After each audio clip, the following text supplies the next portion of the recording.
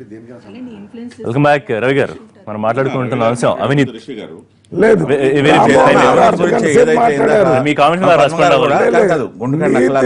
ఇదే పదానికి ఇదే జగన్ గవర్నర్ కలిసి రేపే సీఎం అయిపోతున్నా, ఎల్లుండే సీఎం అయిపోతున్నా శశికళలాగే ఆయన కూడా అనుకుని ఇవాళ శశికళ ఏ విధంగా జైలు పాలయ్యారో జడ్జి తర్వాత అనే దాని మీద వాళ్ళు కూడా వైఎస్ఆర్సీపీ నాయకులు కూడా సోషల్ మీడియాలో జరిగే ప్రచారం గురించి చెప్తున్నారా?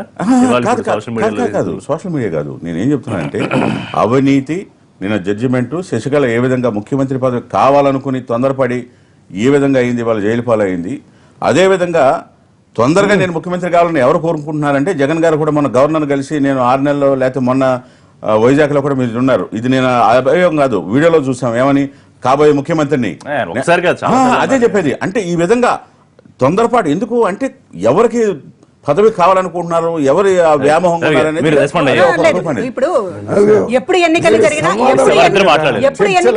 ప్రభుత్వం మాదే అనేటటువంటిది చెప్తున్నటువంటి జగన్మోహన్ రెడ్డి గారు. ఒక రోజులో సీఎం అవ్వాలంటే ఆ రోజు కాంగ్రెస్ పార్టీ ప్రభుత్వాన్ని పడగొట్టి ముఖ్యమంత్రి అయి ఉండేవాడు జగన్మోహన్ రెడ్డి గారు. మీరు కిరణ్ కుమార్ రెడ్డి ప్రభుత్వాన్ని కాపాడి కొమ్ము కాసి కాంగ్రెస్ ప్రభుత్వాన్ని నిలబెట్టినప్పుడు నిజానికి అధికారాన్ని కూల్చాలంటే జగన్మోహన్ రెడ్డి గారు ఆ పని ఎప్పుడో చేసేవాళ్ళు.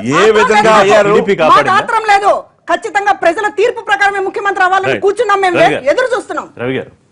ఓకే, రాజకీయాల్లో ముఖ్యమంత్రి కావాలని చెప్పడం తప్పు కాదనే విషయాన్ని మనం గమనించాలి.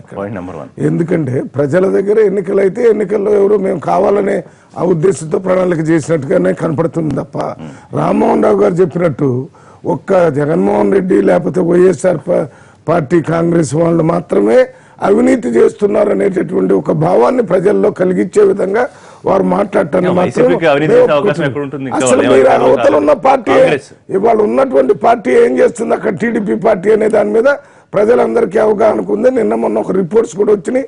అంతకుముందు పుస్తకాలు సిపిఐ వాళ్ళు కరప్షన్ ఎంత చేశారు, ఏ కేసులు చేశారని. నేను అనేది ఇప్పుడు అంత పెద్దలు చెప్పినట్టుగా ఇవాళ రాజకీయ పార్టీలన్నీ కూడా ఎన్నికలకు పోయేటప్పుడు డబ్బు లేనటువంటి వ్యక్తిని అసలు ప్రజలు ఎవరు ఆదరించడం లేదు. అటువంటి వ్యక్తికి టికెట్లు ఇచ్చినా ఏ పార్టీ అయినా ఓడిపోయే పరిస్థితి ఉందనేది ఒక పక్కన ఉంది. సుప్రీంకోర్టు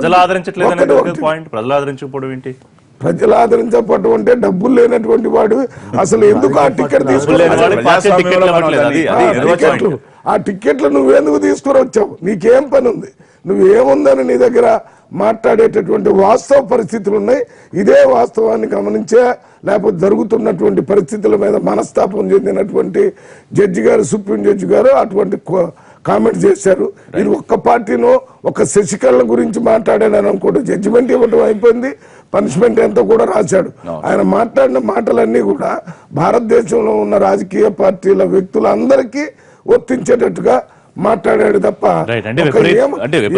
విపరీతమైన అవినీతితో సంపాదించిన డబ్బుతో తర్వాత రాజకీయాలను ప్రభావితం చేయడం అనేది ఇక్కడ పాయింట్. సో అలా చేస్తూ ఉన్నా కూడా ప్రజలు దాన్ని యాక్సెప్ట్ చేస్తున్నారా? నేను ఒక్క విషయం ఏం చెప్తున్నానంటే ప్రజలు ఇది ఎందుకు ఆలోచిస్తున్నారంటే అసలు డబ్బులు తీసుకోకుండా లేకపోతే అవినీతి బురద అంటకుండా నిలబడి అందరూ కూడా ప్రజల ముందు స్వచ్ఛగా నిలబడేటటువంటి పరిస్థితి లేదనేది ఆ లైన్కి వచ్చేసారు.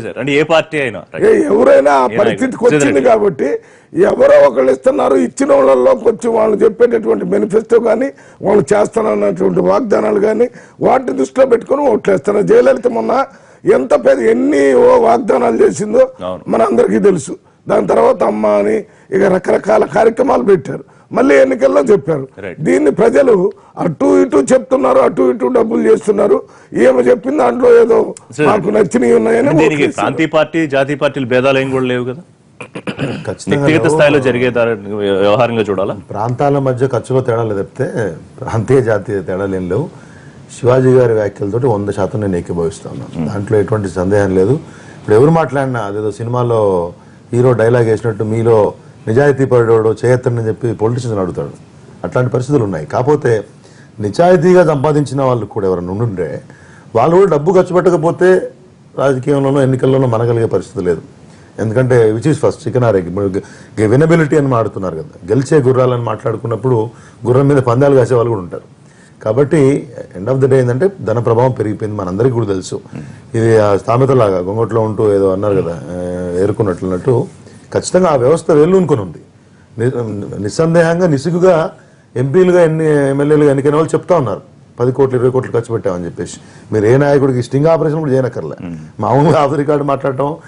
కొంతమంది మీడియా కూడా మాట్లాడేశారు, అనంతపురం ఎంపీ గారు మాట్లాడేశారు, ఇంత ఖర్చు పెట్టారు అంత ఖర్చు పెట్టారు అంటే. నేను చెప్తున్నా అంటే ఇప్పుడు ఉన్నటువంటి పరిస్థితులలో ప్రజలను తప్పట్టడం కూడా వేస్టే. వీడింత దోచుకొని ఉన్నాడు కదా, దోచుకునేదే ఖర్చు పెడతాడులే, ఊరికే ఉన్న నా మీద ప్రేమతో ఖర్చు పెడుతున్నాడు అనే ఫీలింగ్ వాళ్ళకి. సో ఇక్కడ పాయింట్ ఏంటంటే అవినీతి ఆరోపణలు ముఖ్యమంత్రి పీఠాన్ని దూరం చేయలేవు. దీని కన్క్లూజన్ పాయింట్ గా తీసుకొచ్చా. ఇప్పుడు జయలలిత గారు జైల్లో ఉండి కూడా మళ్ళీ వచ్చి ముఖ్యమంత్రి అయ్యారు. ఎందుకు 8 నెలలు వెయిట్ చేశారో వాళ్ళకి తెలియదు. మళ్ళీ ఇప్పుడు ఎవరో ఒక అడ్వకేట్ పలానా తీర్పు పెండింగ్ ఉందని చెప్తే దాకా వాళ్ళు తెలియదు ఏంటి. పలానా కర్ణాటక అడ్వకేట్ తీర్పు పెండింగ్ ఉందే మర్చిపోయారని మాట్లాడితే ఆయన గుర్తు చాలా విడ్డూరంగా ఉందన్నమాట. అంటే సరే నేనేమంటున్నాను, ఇవన్నీ రాజకీయపరమైనటువంటి రకరకాల పరిస్థితులు వేరు, కానీ కొన్నిసార్లు చాలా ఆశ్చర్యం వేస్తుంది. ఇప్పుడు బేసికల్లీ ఎవ్రీబడి నోస్, మీరు ఇప్పుడు వాళ్ళ కేంద్ర ప్రభుత్వంలో కేంద్ర స్థాయిలో ఉన్నత స్థాయిలో అవినీతి తగ్గిందన్నమాట నిర్వివాదాంశం, డౌట్ లేదు. ఇక్కడ ఉన్నటువంటి 2 రాష్ట్ర ప్రభుత్వాల్లో కూడా ఉన్న స్థాయిలో కొంత తగ్గుందని చెప్పేసి వాళ్ళు ప్రచారం చేసుకుంటున్నారు. క్షేత్రస్థాయిలో ఇసుమంతైనా తగ్గలేదనేది వాస్తవం. దీన్ని మనం అంటే కొన్నిసార్లు గట్టిగా నిబంధనలు పెడితే కూడా మళ్ళీ కారణం ఎవరు, దాని తగ్గడానికి కారణం ఎవరు చూడాలి. మీకు సిస్టమ్ ఎట్లా ఉంది, యూ కెనాట్ ఇప్పుడు ఇవాళ ప్రాజెక్టులు ఇప్పుడు జనరల్గా డబ్బు ఎట్లా వస్తుంది, ఏదో ఒక పని గవర్నమెంట్ బయట తలపెట్టినప్పుడు పంపం చేసి మరి ప్రాజెక్టులు ఇస్తున్నారని తెలిసిన తర్వాత మీరు ఎట్లా దాన్ని ఆపగలుగుతారు. ఇప్పుడు గవర్నమెంట్స్ పొలిటికల్ పార్టీస్ ఎట్లా, ఇప్పుడు పరిస్థితి ఏమైంది, ఈసారి గెలిచిన తర్వాత గెలిచిన మరుక్షణం నుంచే వచ్చే 5 సంవత్సరాల ఎట్లా గెలవాలని ప్రణాళికలు వేసుకునే వాళ్ళని ప్రజల సంగతి తర్వాత సంక్షేమ పథకాలు, అభివృద్ధి, రివ్యూలు, even today even opposition parties కూడా సంక్షేమ పథకాల మీదనో అభివృద్ధి కార్యక్రమాల మీద రివ్యూల కంటే ఎక్కువ కూడా వచ్చేసారి గెలవడం మీద ఆలోచన 2 పార్టీలకు కూడా, అంటే 2 పక్షాలకు కూడా. ఈ రకమైన పరిస్థితి ఉన్న తర్వాత అది race, it's competitive fast race. దాంట్లో ఫైనల్లీ అవినీతి ఆరోపణలు కేసులు జైళ్లకి ముఖ్యమంత్రి పీఠానికి సంబంధం చెప్పారు కదండి. ఇప్పుడు ఆ రకంగా చూస్తే టికెట్లు ఇవ్వలేరు ముందు. రాజకీయాల్లో మార్పు రావాలనేటటువంటి ప్రజలు కూడా కోరుకుంటున్నారు. లాంటి పార్టీలు ఒక సామాన్యుల పార్టీలుగా ఒక ముందుకు వస్తున్నాయంటే దేశంలో ఆ రకమైనటువంటి వాతావరణం కూడా ఉందనేది మనం గమనించాలి. సరే ప్రాక్టికాలిటీ ఇందాక రవి గారు చెప్పినట్టు, శ్రీధర్ గారు చెప్పినట్టు ఇదంతా కూడా ప్రాక్టికల్ గా ఉంది రాజకీయ రంగంలో. కానీ అదే పరిస్థితుల్లో కొంత మార్పుకి మనం సిద్ధమైతే, రాజకీయ పార్టీలుగా సిద్ధమైతే దానికి ఆహ్వానించేటటువంటి పరిస్థితి ప్రజల నుంచి కూడా ఉందని. ఇప్పుడు శివాజీ గారు వాల్యుబుల్ పాయింట్ చెప్పాడు. ఋషి గారు, రాజకీయ పార్టీలు కూడా నువ్వు డబ్బు పెట్టగలవా, నీకు స్తోమత ఉందా, ఇట్లా అడగకుండా ఎవరైనా కానీ, నేను అదే చెప్తున్నా, ఒక విలువలతో కూడిన రాజకీయం అసలు ఎప్పుడు కూడా శాసనసభ్యుడు కావాలని నువ్వు ఎంత పెడుతున్నావా, ఎంపీ కావాలని ఎంత పెడుతున్నావా, మళ్ళీ వీళ్ళే సిద్ధాంతాలు మళ్ళీ తినేసి. ఇప్పుడు దీనికి మూలాలకు వెళ్తే నేనేమంటున్నానంటే అదే చెప్తున్నా, రవి కోపం రావచ్చు, లేకపోతే వైఎస్ఆర్సీపీ నాయకురాలకి వాళ్ళకి బాధ కలగవచ్చు. నేనేమంటున్నానంటే దీనికి బీజం ఎవరు వేశారు ఏమిటంటే, వాళ్ళకి గత ప్రభుత్వం ఏం చేసింది, ఇట్లా చేసింది, అదే ఎమ్మెల్యే సంపాదించి నేను సంపాదించకూడదని వాళ్ళకు ఉండొచ్చు, ఎంపీ అయినా ఇవన్నీ కూడా బీజం కాంగ్రెస్ వేసిందనా? తప్పకుండా, అందులో డౌటా మీకు? ఇవాళ జైలుకి జైలు బెయిల్ ఎవరండి? కుంభకోణం కానీ అక్కడ కానీ ఇక్కడ కానీ రాజశేఖర రెడ్డి గారు ధనయజ్ఞం ఏ విధంగా చేశారు, ఇవాళకి కేసులు తిరుగుతా ఉన్నారు. కాబట్టి ఇవాళ ఎక్కడి వరకు వస్తుపోతుంది. కాబట్టి ఇవాళ ఏ సందర్భంలో ఏం మాట్లాడుతున్నారు రాజశేఖర రెడ్డిని గురించి? ఇవాళ కూడా జనం రాజశేఖర రెడ్డిని దేవుడు అనుకుంటున్నారు. ఇప్పుడు మీరు పరిపాలిస్తున్న చంద్రబాబు నాయుడు కూడా అనుకోవట్లేదు.